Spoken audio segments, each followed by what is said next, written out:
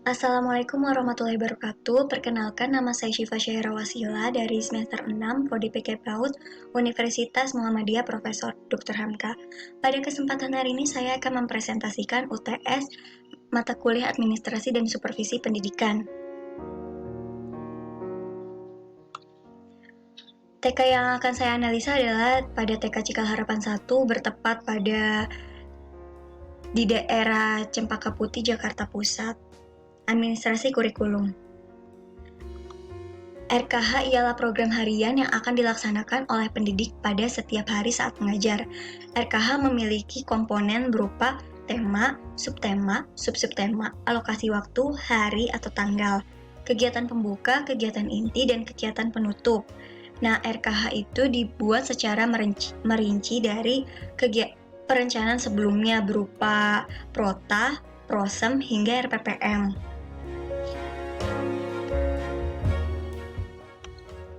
Pada TK Cikal Harapan 1 selalu membuat RKH setiap harinya, dibuat sesuai dengan rancangan mingguan yang sebelumnya telah disusun. Kegiatan dilakukan juga disesuaikan dengan indikator usia dan aspek perkembangan anak. Selain itu, pelaksanaan RKH juga disesuaikan dengan situasi dan kondisi yang ada. Jadi, jika situasi dan kondisi yang tidak memungkinkan, maka RKH tidak akan dilaksanakan. Nah, selain itu, RKH juga sudah disetujui oleh kepala sekolah. Nah, kelebihan dari RKH TK Cikal Harapan 1 sudah memuat pendekatan saintifik. Jadi, ketika proses pembelajaran berlangsung, guru lebih siap untuk pendekatan saintifik dan prosesnya juga lebih terarah. Namun, kekurangannya adalah ada beberapa guru yang belum mengerti bagaimana pembuatan RKH. Jadi hanya mengikuti formatnya saja. Lalu ada juga guru yang baru membuktikan RKH secara fisik saat akan diarsip atau baru di-print saat proses pembelajaran saat itu berlangsung. Jadi sebaiknya dari kepala sekolah ataupun yayasan memberikan sebuah bimbingan, evaluasi, dan pengarahan ataupun pelatihan kepada guru agar mengerti bagaimana membuat RKH. Karena ketika guru mengerti membuat RKH, maka saat proses pembelajaran, guru juga lebih optimal dalam proses pengajaran. Karena dia memahami bagaimana RKH itu dibuat. Selain itu, harusnya ada evaluasi terhadap guru-guru bagaimana saat melakukan proses pembelajaran atau sebelum proses pembelajaran. Jadi dokumentasi seperti arsip-arsip itu sudah lengkap. Selanjutnya, dokumen pembelajaran. Dokumentasi pembelajaran dilakukan saat proses pembelajaran berlangsung. Hal ini dilakukan sebagai acuan penilaian nantinya dan laporan kepada orang tua. Biasanya dikirim melalui grup WhatsApp atau personal chat wali murid yang bersangkutan. Jika berupa hasil karya, maka akan diarsip dan ditampilkan pada akhir tema. Nah, dokumentasi pembelajaran ini sangat penting dilaksanakan karena untuk meninjau evaluasi penilaian nantinya. Namun, di TK Cikal Harapan sendiri masih ada beberapa guru yang tidak melaksanakan hal tersebut. Ada beberapa guru yang mendokumentasikan saat proses pembelajaran, namun beberapa guru lainnya hanya mendokumentasi pada saat berakhirnya proses pembelajaran atau mendokumentasi pada hasil karyanya saja. Hal ini dirasa kurang optimal karena tidak tahu bagaimana proses pembelajarannya berlangsung.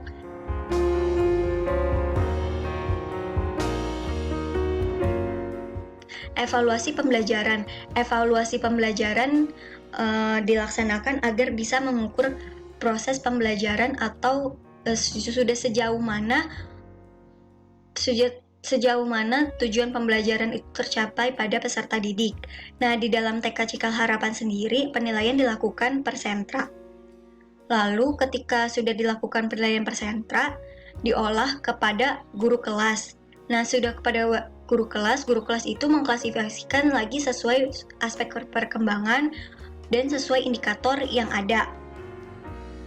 Nah, dari guru-guru tersebut biasanya dilakukan penilaian setiap hari saat kegiatan berlangsung.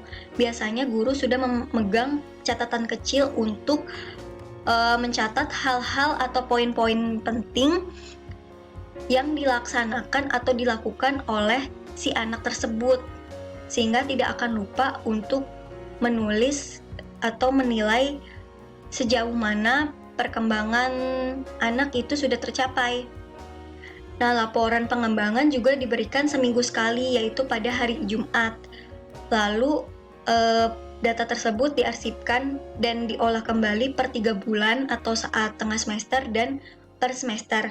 Metode penilaiannya yang dilakukan pada TK Cikal Harapan 1 adalah rating scale, checklist, hasil karya, portofolio, dan catatan anekdot. Lalu ada administrasi kesiswaan. Itu ada poin kegiatan penerimaan siswa baru. Nah, kegiatan penerimaan siswa baru biasanya dilakukan pada saat berlangsungnya tahun ajaran baru ataupun ada siswa pindahan. Nah, promosi yang dilakukan oleh TK Cikal Harapan 1 adalah melalui brosur, sosial media, ataupun spanduk. Nah, jika ada orang tua yang berminat untuk memasukkan anaknya ke TK Cikal Harapan 1, bisa langsung datang ke sekolah TK Cikal Harapan 1 ataupun melalui website resmi Yayasan Cikal Harapan. Yang pertama yang harus dilakukan adalah membeli formulir. Biaya pembeli formulir yaitu 250.000 yang harus ditransfer melalui Bank BRI. Lalu buktinya harus diarsipkan. Nah, setelah melakukan pembayaran formulir, langkah selanjutnya adalah melengkapi data dan melampirkan dokumen seperti akte kelahiran, lalu KTP orang tua, akte kelahiran, lalu kartu keluarga, seperti itu. Lalu ketika sudah melakukan pengarsipan dokumen dan melengkapi data-data yang sudah tertera, maka selanjutnya menunggu hasil observasi data atau seleksi. Menunggu sekitar 1 minggu dari pusat untuk observasi data yang ada. Nah, ketika lolos seleksi, maka tahap selanjutnya adalah daftar ulang, yaitu dengan melunasi tagihan yang harus dibayarkan, seperti melunasi pendaftaran ulang dan biaya uang pangkal. Pelaksanaan pembelajaran dilakukan sesuai dengan waktu belajar dengan memakai model pembelajaran sentra. Nah, waktu pembelajaran di TK Cikal Harapan 1 yang pertama ada toddler. Toddler itu Selasa dan Kamis, jamnya 8 sampai jam 10. Lalu berikutnya kelompok bermain, yaitu pada hari Senin, Rabu, dan Jumat. Jamnya jam 8 sampai jam 10. Kalau TKA, Senin sampai Kamis, jam setengah 8 sampai jam 11.15. Dan pada hari Jumat, pukul setengah 8 hingga jam 10. Lalu TKB, setiap Senin sampai Kamis, dimulai dari setengah 8 sampai 11.30, dan pada hari Jumat setengah 8 sampai jam 10. Nah, pada kegiatan sentra disesuaikan dengan RKH yang telah dibuat. Lalu pelaksanaan pembelajaran di TK Cikal Harapan 1 pada hari Jumat dilaksanakan program menu sehat atau makan sehat yang diadakan oleh Asosiasi Orang Tua. Lalu untuk pengembangan potensi peserta didik adanya ekstrakurikuler, yaitu berupa menari dan melukis yang wajib diikuti oleh seluruh anak.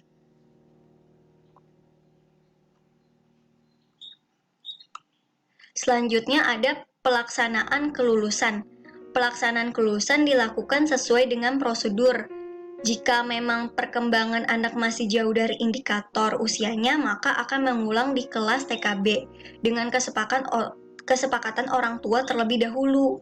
Acara kelulusan yaitu dengan menampilkan pentas seni dan wisuda kelulusan, juga mendapatkan sertifikasi atau piagam kelulusan. Jika anak belum bisa lulus, tetap bisa mengikuti wisuda namun tidak diberikan sertifikat atau piagam kelulusan. Menurut saya hal ini sangat bagus dilakukan. Karena apa? Karena anak yang belum bisa lulus tidak merasa kecewa ataupun sedih karena dan merasa berbeda dengan teman sekelasnya, seperti itu. Lalu ada administrasi pendidik. Kegiatan rekrutmen pendidik yaitu dilakukan ketika membutuhkan guru ataupun menggantikan guru dengan menyertakan CV dan melengkapi persyaratan yang sesuai.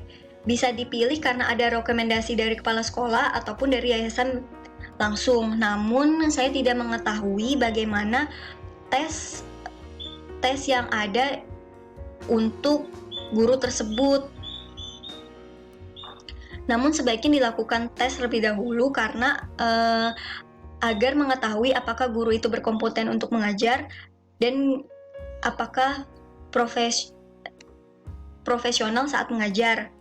Nah, hal ini juga penting dilakukan karena akan menunjang kualitas dari sekolah tersebut. Lalu pengembangan karir dengan diikutinya guru seperti mengikuti diklat, mengikuti tes dari pemerintah, dan sertifikasi guru dengan persetujuan kepala sekolah dan yayasan. Lalu pemberhentian, mutasi, dan pensiun. Pemberhentian dilakukan jika ada kesalahan fatal yang dilakukan oleh guru ataupun karena situasi dan kondisi tertentu. Lain halnya dengan mutasi. Mutasi dilakukan ketika adanya keputusan atau surat mutasi dari yayasan, ataupun juga bisa dengan membuat surat pengajuan mutasi kepada yayasan untuk dipindahkan ke cabang yang lain dengan alasan tertentu dan sesuai dengan syarat dan prosedur yang ada.